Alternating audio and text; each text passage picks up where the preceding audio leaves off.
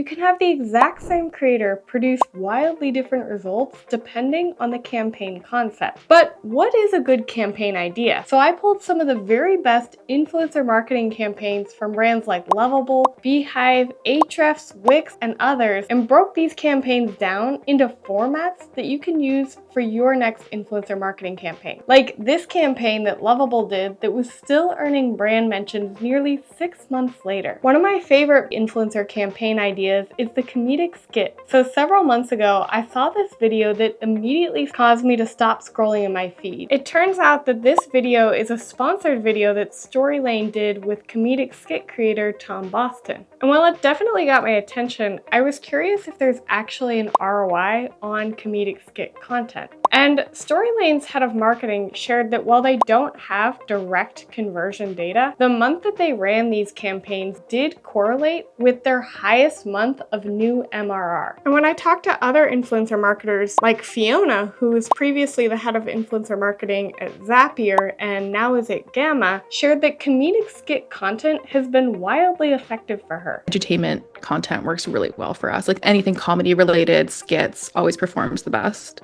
I was so intrigued by comedic skits that I actually interviewed Tom Boston to learn more about it. And he shared a few great tips on how you can create comedic skits that actually drive revenue. So first, craft the skits so that they touch on a key pain point that only your ICP will understand. This ensures you're getting in front of the right audience. I had a guy saying, Tom, I've followed you for 5 years. I think you're funny. I showed my wife your content and she said, I don't get it. This isn't funny. I don't understand this. And I was kind of like weirdly proud, right? Because I didn't make the content for his wife, who might be in, another sector. I made it for him. I made it for someone who is in that world. So yeah, don't be afraid for your content to go over the heads of people that you're not looking to connect with, So even if you're planning to make comedic skit content, start by looking at customer pain points and then create the script around that. Because the more relatable the pain point is to your audience, the more likely that they are to resonate with it and ultimately share on Slack or through a DM with a friend. And that's really how social media content actually spreads with the right audience. Gift boxes are pretty common in D2C, but they're also starting to catch on in B2B. I first saw Slate, the video editing tool, do this with their social media detox campaign, where they sent physical gift boxes to creators who then not only posted about the campaign, but also allowed their audience to nominate other social media managers to receive a gift box as well. And most recently, AJ Eckstein, the founder of Creator Match, shared that they did a gifting campaign with Yahoo. The concept was to prevent doom scrolling, so they literally sent thumb blockers to creators to prevent doom scrolling. In Yahoo's case, their ICP is literally anyone in the world, so the concept had to be somewhat vague. But if you're planning to do a gifting campaign, think about how you can make it hyper relevant to your audience's pain point. So for example, Slate's was relevant to their audience because social media managers are always online, and what they really need is time away from screens.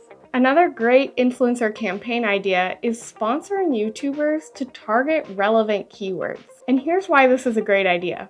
So first, there's data that shows that YouTube mentions show the strongest correlation with AI visibility. So your brand is more likely to show up in LLMs like ChatGPT if you have a strong presence on YouTube. Also, YouTube is the second largest search engine behind Google, and you also have a chance to rank in the Google organic search results in the video section for relevant keywords. So it's just a really easy way to get your brand in front of your ICP, even if they've never heard of your brand or the creator that you're actually partnering with. Sarah Adam of Wix shared that this is now a critical KPI for Wix. Instead of views, likes, and comments, and tracking UTMs from the video description, we are now checking how the video is ranking on YouTube for the target keywords and LLMs for the target questions. And when choosing creators, she's looking for those who are already ranking for relevant keywords. So for example, she says, we're reaching out to YouTubers that are currently dominating top results for the target keywords we defined, and also those that show up in relevant LLM search results and questions specific to our ICP and niche. But what keywords should you actually target? Well, here are a few categories of keywords that I recommend. First are like best X tools keywords. And Gling, a video editing tool, is a perfect example of this. So they sponsored Think Media to create videos targeting these sort of category keywords. They sponsored them to create a video targeting the keyword best video editing software. And then they also went up the funnel and sponsored them to create another video targeting AI tools for YouTubers. Now, in addition to these category keywords, you can also sponsor YouTubers to target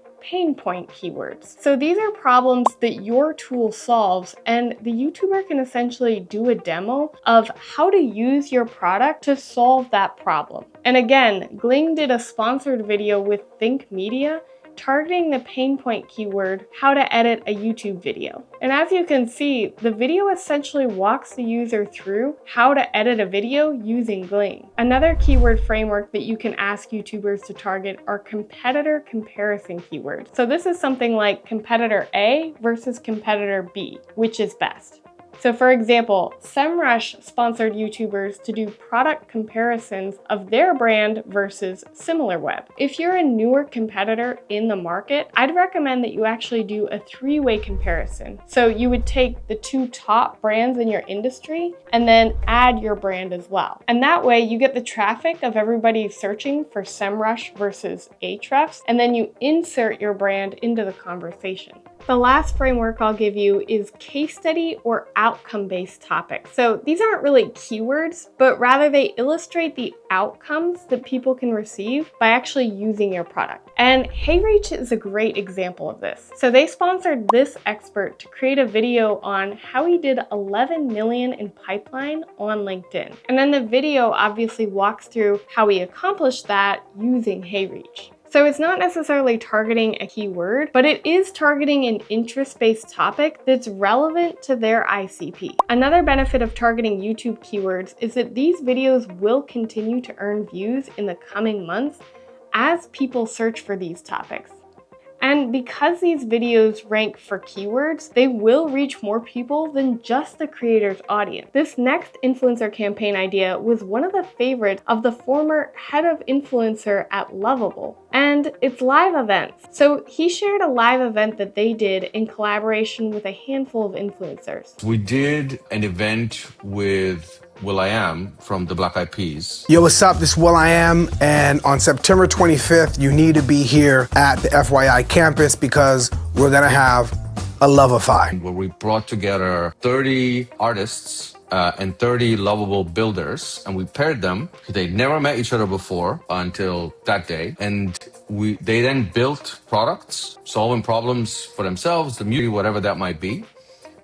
During the 5 or 6 hours. And then we picked winners, and will.i.am offered to invest in a couple of those. And we created some content. Of course, we shot the whole thing and stuff like that. And that was in September. What are we in now? April nearly? Yesterday, I saw a post from will.i.am's team that they hosted some event in LA. They host some event every Thursday. And one of the speakers at that event announced that the app that they built in September at this event is now in the App Store. They're raising money. They have all these crazy partners, right? And Lovable is being mentioned. And so when I think about influence, that is crazy. Because if you think, right, we could have created, instead of going to LA and doing that event, taken the same money and hired somebody to post a video. That video would be dead 3 days later. Now we're, whatever, how many months later, that's still reverberating, right? And is generating conversation, mentions. I would put that one in like a influencer bucket, just in a different way. So instead of just sponsoring content, think about how you can really create a moment with live events. Even if you don't have a large budget, that moment might even be as simple as like an online pizza party with creators and your audience. Or if you're heading to a conference, think about how you can create a gamified event at that conference for creators. I've interviewed over a dozen B2B influencer marketers, and probably the most common campaign idea that I hear is just showcasing customer use cases. So essentially, just sharing how these influencers are actually using your product to solve real problems. And I was like, well, ideally, I would like you to build something that solves a pain point for you. And she was like, well, I'm getting married soon. And I was like, okay. And she was like, managing all of the RSVPs is going to be a nightmare. I'm already stressed about it. We haven't even started. You can build something with Lovable that literally is going to automate the whole thing. So she created the video about that, and views wise, it did pretty good, but I looked at the comments, and the comment section was filled with other women who were like, oh my God, I'm getting married soon. I was going to use a spreadsheet. You just saved me a massive headache. And so, of course, we hit on a use case or a problem. And so like that kind of stuff to me is much more valuable. Now, Lovable is a pretty interesting product because every use case is very unique. However, you could also just ask people to share how they use your product in their workflow. Here's an example of this from Ahrefs. So I've been testing Ahrefs' new brand radar tool, and this is one of the most kind of interesting, useful use cases that I've come across and I've found. I also saw this example from Descript, where the creator literally just shows a real example of her using the product from Descript. As much as I really enjoy these creative influencer campaign concepts, Alex, the head of influencer marketing at Perspective, shared this with me. Webinars, like creator-led webinars, are like super interesting. People think webinars are like a thing from the past, and I can tell you that they really work. The people that get there are super interested in the tool. On the webinar, we bring value, but we also pitch the tool.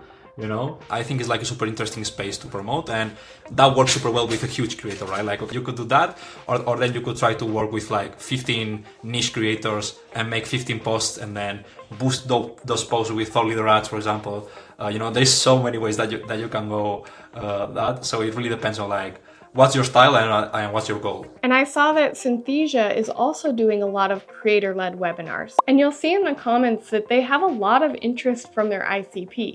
Another influencer campaign idea that I love are influencer-led boot camps. So for example, Zen ABM partnered with a handful of B2B influencers who matched their ICP and then hosted a free boot camp where those influential experts gave masterclasses on ABM. The reason I like influencer boot camps for B2B is because not only are you attracting your ICP and then illustrating how to actually use that product to achieve the outcome that they want, but also by helping your ICP improve their results, they're more likely to continue using your product. And you can also ask these influencers to promote it to their audience on social media, and then even take the recordings and turn them into content for the future. Now, those are just some of my favorite influencer campaign ideas, but once you have an idea, how you actually execute on it has a major impact on your ROI. For example, Beehive is a newsletter platform, and one of the biggest obstacles is just getting people to actually send their first newsletter. So to get people engaged, they partnered with Sean Puri, a tech entrepreneur who co-hosts one of the most popular entrepreneurial podcasts, My First Million, and they offered a $10,000 grand prize to the person who grew the most. And the winner also got mentorship from Sean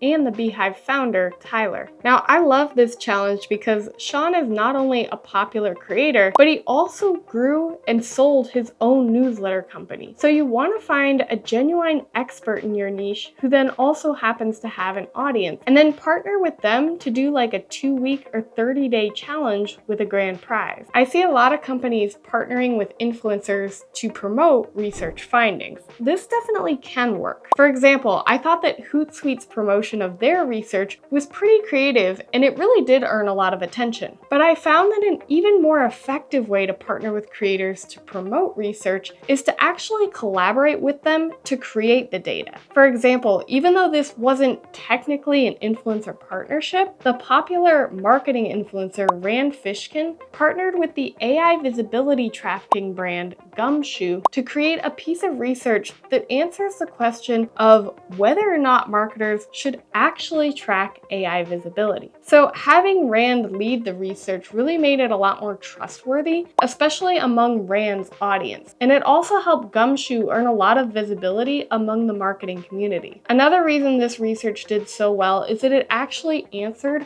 a painful question that many marketers needed data to answer. So many of these marketers were debating whether or not they should invest thousands of dollars into AI visibility tracking. And there really wasn't any data to answer that question until this piece of research. So instead of just doing like generic surveys that don't really impact the actions of your ICP, look for key questions that your ICP needs data to answer, and then work with a credible figure in your industry to create that data. Another reason this was so successful is that it actually showcased Gumshoe's AI tracking capability. So if you were considering purchasing an AI visibility tracker, after reading this research, you realize that Gumshoe could be a great product to use. Now, if you can't think of any research that you can actually pull from your own product data, then another option is to just partner with like an influencer or agency who has campaign data, and then ask if you can leverage their data to create a research study. For example, Kaylee Edmondson is a popular demand gen influencer,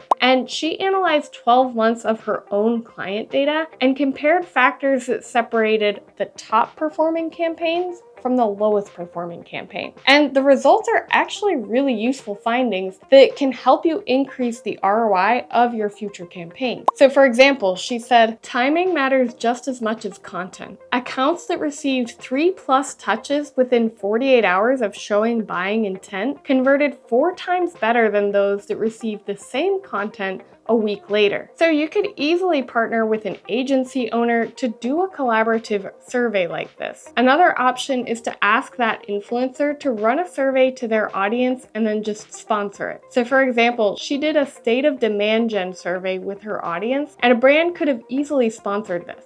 Now, those are just some of my favorite influencer campaign ideas, but once you have an idea, how you actually execute on it has a major impact on your ROI. So that's why I created this video over here with over a dozen lessons from the leading B2B influencer marketers so that you can avoid all of the mistakes that they've spent hundreds of thousands of dollars to learn.